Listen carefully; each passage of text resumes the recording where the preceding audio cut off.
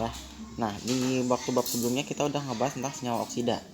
Nah, sekarang kita bahas tentang senyawa garam, ya.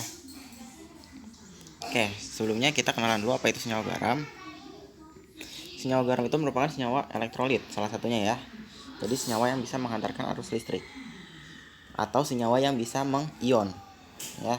Jadi dalam air itu dia bisa mengion menjadi ion-ion penyusunnya. Nah, garam itu dibuat dari mereaksikan antara asam tambah basa menjadi garam dan air. Nah, kenapa bisa kayak gitu? Karena gini, asam itu dia akan mengion menjadi H+ dan ion sisa asam. Akan mengion menjadi H+ dan ion sisa asam. Sedangkan basa dia akan mengurai menjadi kationnya dan menjadi OH-nya. Nah, sehingga nanti itu membentuk garam. Dan H+-nya ini akan bergabung dengan OH- menjadi air. Nah, contohnya tuh misalkan kita punya asam HCl tambah NaOH, ya. Nah, HCl itu akan mengurai menjadi H+ dan Cl-. Sedangkan NaOH menjadi Na+ dan OH-, ya.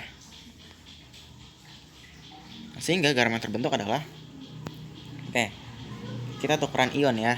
Berarti Cl akan berkaitan dengan Na membentuk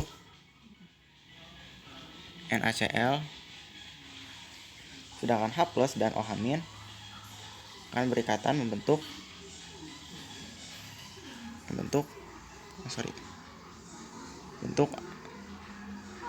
air, ya, atau H2O. Nah, jadi gitu mekanismenya pembuatan garam, ya.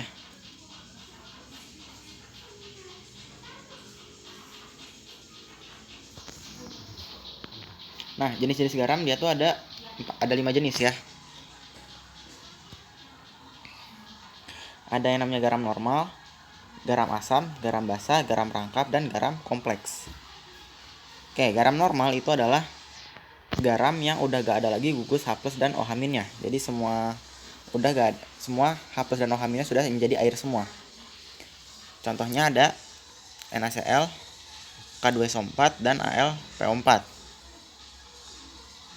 Nah, NaCl itu terbentuk dari NaOH dan HCl, K2SO4 dari KOH dan H2SO4, dan AlPO4 terbentuk dari AlOH 2 kali, AlOH 3 kali dengan H3PO4. Garam asam itu merupakan garam yang masih terdapat gugus H+-nya. Contohnya di sini ada NaHSO4. Dia masih punya H-nya. Terus CaHPO4 masih ada H-nya, dan K2HaSO3 dia masih ada gugus H-nya. Kalau garam basa itu garam yang masih mengandung OH-nya. Contohnya MgOHCl dia masih ada OH-nya. Terus FeOHSO4 dia masih ada OH-nya. Nah, terakhir ada garam rangkap. Garam rangkap dia udah gak ada H+ dan OH-nya, tapi dia terbentuk dari beberapa ion. Nah, jadi kationnya tuh, kation sisa asamnya tuh lebih dari satu ion. Contohnya di sini ada KNaSO4. Nah, ini terbentuk dari ion ++-, atau juga ada AlSO4Cl terbentuk dari ion +-, ya. Kalau garam kompleks itu nanti kita dibahas di semester 2, ada bab khususnya untuk senyawa kompleks. Oke, untuk jenis-jenis garam sampai sini ada yang mau ditanyakan? Kalau gak ada, kita langsung bahas ke garam yang pertama. Kita langsung bahas garam normal, ya. Oke, garam normal itu adalah garam yang tidak ada gugus OH dan H+-nya. Contohnya adalah NaCl, CuSO4, ya. contohnya NaCl atau natrium klorida, terus CuSO4 atau tembaga 2 sulfat atau nama lamanya adalah cupri sulfat, terus SNS2 namanya timah 4 sulfat dan nama lamanya stania sulfida, terus FeSO4 namanya besi 2 sulfat atau nama lamanya adalah ferrosulfat, terus BaNO3 2 kali atau namanya barium nitrat ya, nama lamanya juga sama, atau ada AgCl namanya peraklorida atau nama lamanya adalah argentum klorida ya, penamaannya sama kayak di KD1. Nah, gimana kalau kita menamakan dari nama ke rumusnya? Nah, namanya gampang. Misal kita punya rumus natrium klorida. Oke, maka rumus kimianya menjadi apa? Oke, natrium klorida terdiri dari natrium dan klorida. Natrium itu merupakan ion Na+ dan klorida ion Cl-. Oke, tinggal digabung aja. Kita tukar valensi, jadinya NaCl. Ya, tukar valensi. Yang tadinya di sini jadi buat di sini. Terus yang tadinya di Cl di sini buat Na. Ya, jadinya NaCl. Terus contoh lagi ada tembaga 2 sulfat. Tembaga 2 sulfat. Tembaga 2 berarti ionnya adalah Cu2+. Sulfat berarti ionnya SO4 SO4 2-. Kalau digabung menjadi Cu2 SO4 2 kali. Atau kita sederhanakan menjadi CuSO4. Tuh ya. Terus ada yang namanya ferrosulfat ya. Nah, ferro itu dia adalah Fe. Berapa? Karena dia Fe valensi berapa? Karena dia akhiran O, berarti dia valensi rendah. Berarti Fe valensi rendah adalah Fe2+. Terus sulfat, ion sulfat adalah SO4 2-. Digabung menjadi FeSO4.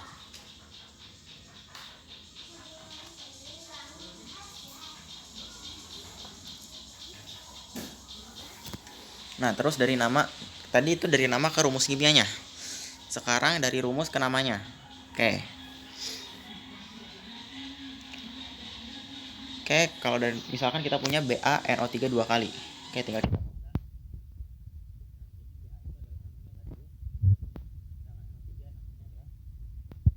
berarti barium nitrat ya.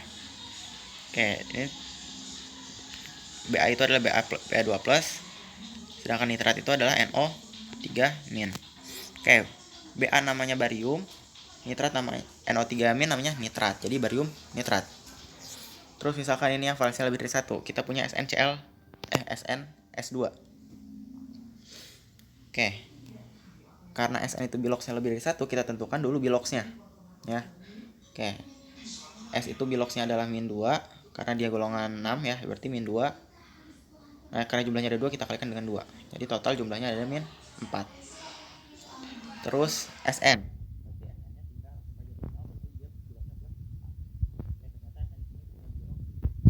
Berarti Sn namanya menjadi timah ya. Jadi timah. Nah, timah berapa? Dia pakainya timah 4. Nah, sedangkan S itu namanya adalah sulfida. Jadi namanya timah 4 sulfida. Atau kalau kita pakai sistem lamanya,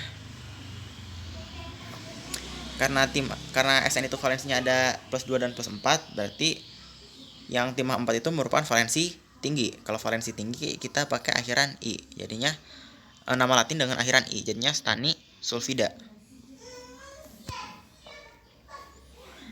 Gitu ya. Oke, itu untuk garam normal.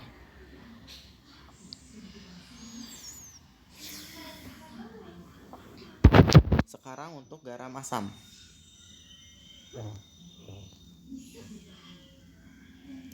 Oke, garam asam itu tadi udah diklasifikasikan pas perbedaannya itu. Garam asam itu merupakan garam yang masih mengandung gugus H-nya. Oke, sehingga itu di sini yang bermasalahnya tuh si asamnya. Nah, kan tadi pembuat garam itu adalah asam tambah basam jadi garam. Garam asam ya kalau di sini. Nah, Yang membuat garam itu menjadi garam asam itu adalah si asamnya ini. Nah, jadi itu asam itu ada beberapa jenis ya.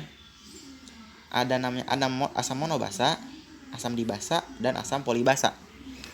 Asam monobasa dia mengandung 1H+, dibasa 2H, dan si polibasa itu lebih dari 2H ya, sesuai nama awalannya. Kalau mono itu 1, di itu 2, poli itu lebih dari 2. Berarti asam monobasa itu adalah asam yang mengandung 1H. Contohnya adalah HCl, HNO3, HBr, HF, HCl, dan lainnya. Terus kalau asam dibasa itu asam yang mempunyai 2 atom H. Di sini contohnya adalah H2S, H2SO4, H2CO3, dan H2SO3, dan lain-lainnya. Masih banyak lagi ya. Dan asam polibasa di sini contohnya ada H3PO4, H3SO3, dan H3BO3. Nah, dari asam-asam ini akan terbentuk suatu garam. Nah, yang dapat terbentuk suatu garam itu adalah garam basa dan garam asam dibasa dan asam polibasa. Kenapa? Karena kalau asam monobasa dia hanya punya 1H, sehingga 1H itu akan tergantikan semua dengan kation dari basanya. Sedangkan kita maunya bikin asam yang masih ada gugus H-nya, sehingga dia minimal punya 2 atom H. Berarti yang bisa dibuat garam asam adalah asam dibasa dan asam polibasa.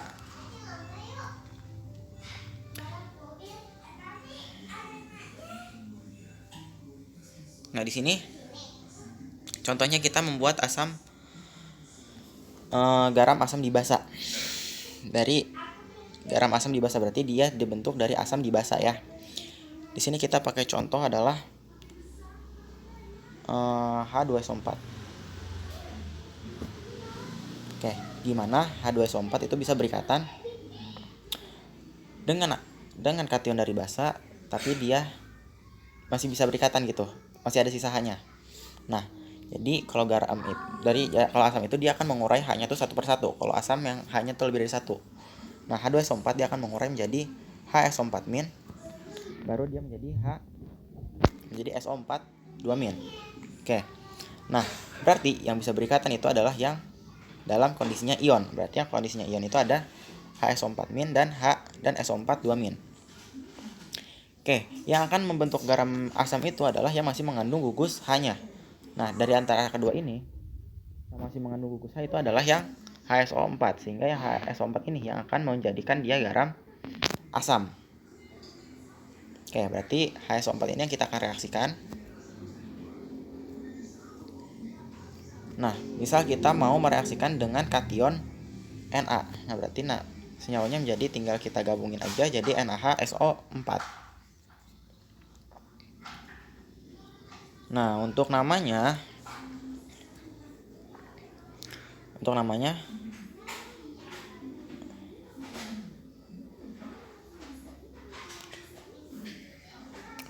yang pertama itu nama kationnya ya. Kan dia tuh adalah NaHSO4. Berarti yang kita namain nama kationnya itu natrium, terus nama H-nya, berarti kalau nama H-nya itu adalah hidro. Nah, karena H-nya ada 1 berarti namanya hidro aja. Kalau hanya lebih dari 1 kita pakai awalan dihidro gitu ya. Terus baru nama sisa asamnya sulfat. Jadi namanya natrium hidrosulfat. Nah, itu tata nama yang pertama. Nah, kalau tata nama yang kedua itu caranya yang pertama sama nama kationnya. Habis itu yang kedua nama sisa asamnya, berarti natrium sulfat. Ya. Nah, itu kalau kita cara mencirikannya kita dari proses pelepasan ionnya tadi. Nah, pada saat dia kehilangan atom yang pertama di sini dia kehilangan H ya. Kehilangan 1H berarti dia asam primer.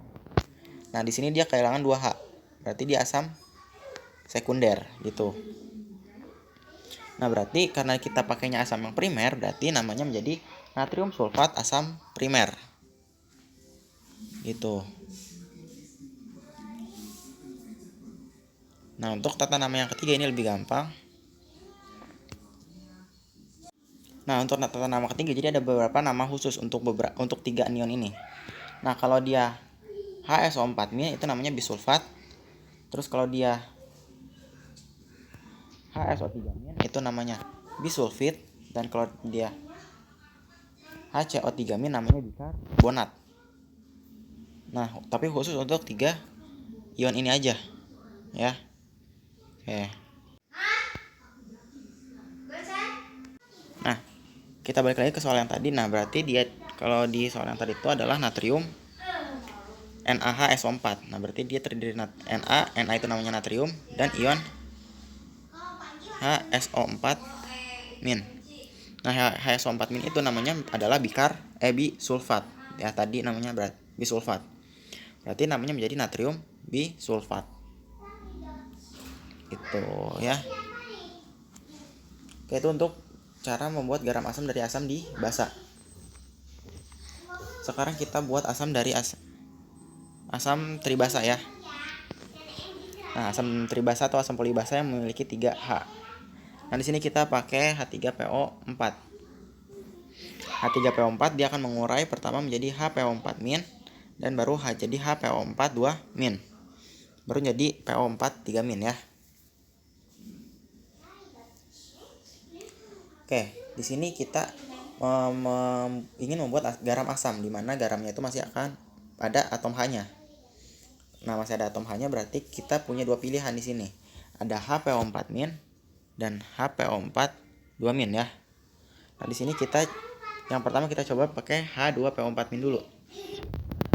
Ion K berarti membentuk KH2PO4. Oke. Oke, untuk tata nama yang pertama kita berdasarkan jumlah H-nya ya. Ini berdasarkan jumlah H-nya, berarti K itu namanya kalium. Terus H2 berarti dihidro dan fosfat, dan PO4 berarti namanya adalah fosfat ya. Berarti namanya menjadi kalium dihidrofosfat.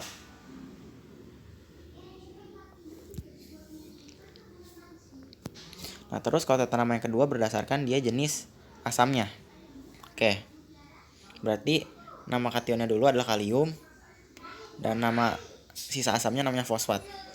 Nah, baru kita lihat sisa asamnya. Nah, karena kita pakai H2PO4, di mana H2PO4 ini kehilangan satu hidrogen, berarti dia adalah asam primer. Dan yang ini, yang HPO4- itu adalah asam sekunder, karena dia mengalami kehilangan 2 atom H. Sedangkan PO43- itu adalah asam tersier ya. Nah, berarti namanya menjadi kalium fosfat asam primer, karena kita menggunakan H2PO4 yang merupakan asam primer. Gitu. Itu untuk garam asam tribasa yang kita gunakan itu adalah H2PO4- ya. Sekarang kita coba untuk yang pakai asamnya tuh asam yang HPO42- ya. Nah, sekarang kita coba yang pakai ion HPO42-. Berarti tadi ini tuh HPO42- itu adalah asam primer ya, karena dia kehilangan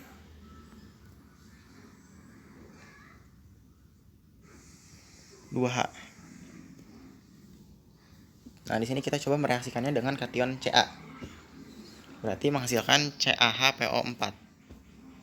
Nah, kita pakai tata nama yang pertama. Nah, tata nama yang pertama itu berarti nama kationnya Ca, kalsium, dan hidrogennya baru hidro, baru sisa asamnya fosfat. Jadi namanya kalsium hidrofosfat. Sedangkan tata nama yang kedua itu berdasarkan kehilangan atom H+-nya. Nah, berarti karena dia kehilangan 2 atom H, berarti dia asam sekunder ya.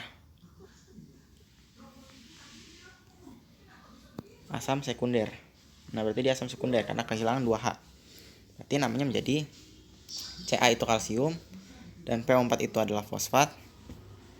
Nah, karena dia kehilangan 2 atom H, berarti dia asam sekunder. Namanya menjadi kalsium fosfat asam sekunder. Nah, untuk tata nama yang ketiga, karena PO4 ini bukan dari sisa asam yang istimewa tadi, berarti dia gak bisa dinamain dengan tata nama yang ketiga tadi. Itu paham? Oke. Nah, sekarang gimana cara bikin rumusnya dari bikin rumusnya dari namanya, dari nama ke rumus.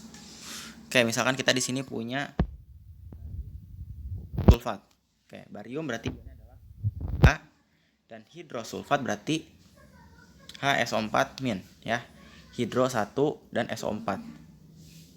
Hidro 1 berarti SO4. Nah, karena SO4 itu dari H2SO4. Nah, kita maunya satu hidrogen, berarti dia melepaskan satu hidrogen, jadinya menjadi HSO4 min, baru menjadi SO4 2 min. Nah, karena dia hidrosulfat berarti kita pakai yang HSO4 min ya. Oke. Berarti HSO4 min ini direaksikan dengan Ba menjadi BaHSO4 2 kali. Gitu. Nah, contoh yang kedua ini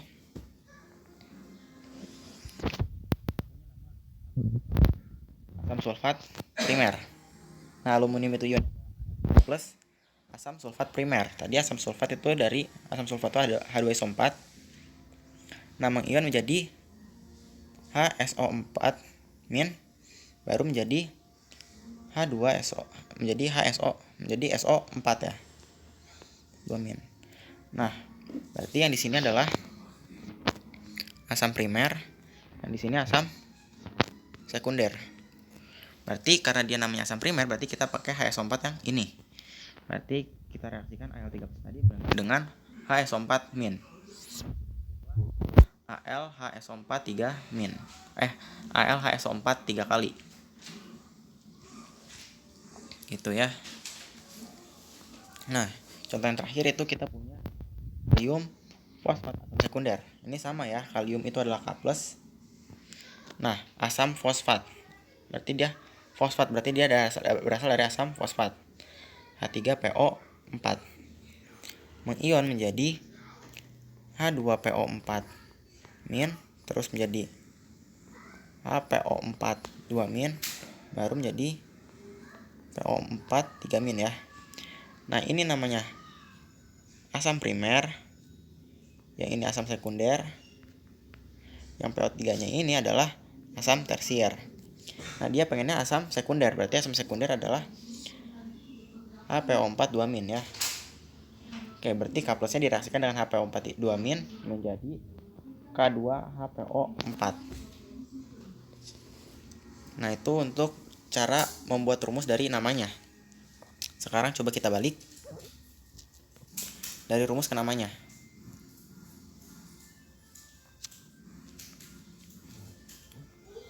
Oke, kita perbesar.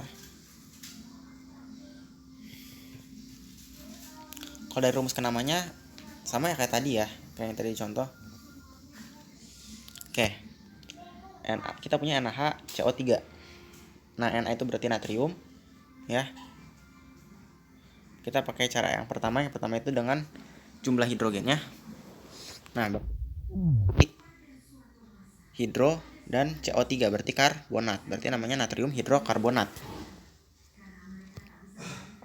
Terus cara kedua dengan jumlah jenis asamnya, asam primer atau asam sekunder. Nah, dia menggunakan HCO3.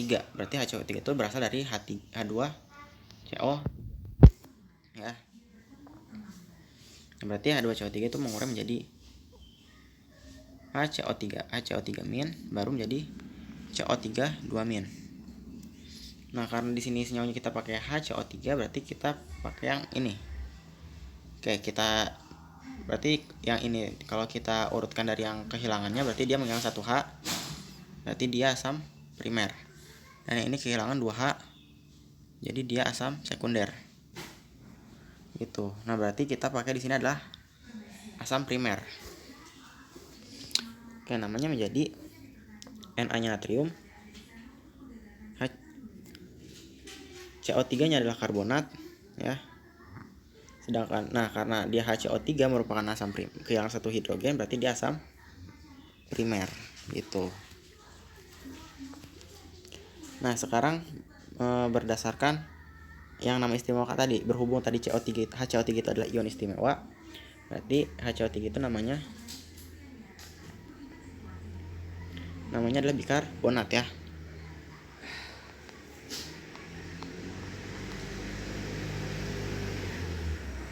Nah, Na nya adalah natrium dan HCO3 nya adalah bikarbonat, berarti namanya natrium bikarbonat gitu.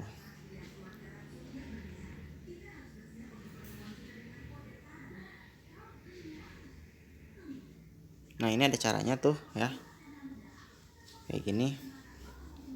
Nah, jadi yang kalau dari rumus ke nama sih kayak yang tadi di awal ya. Oke, sampai sini ada yang mau ditanyakan dulu? Oke, kalau ada yang mau ditanyakan bisa tulis di kolom komentar. Sekian, terima kasih.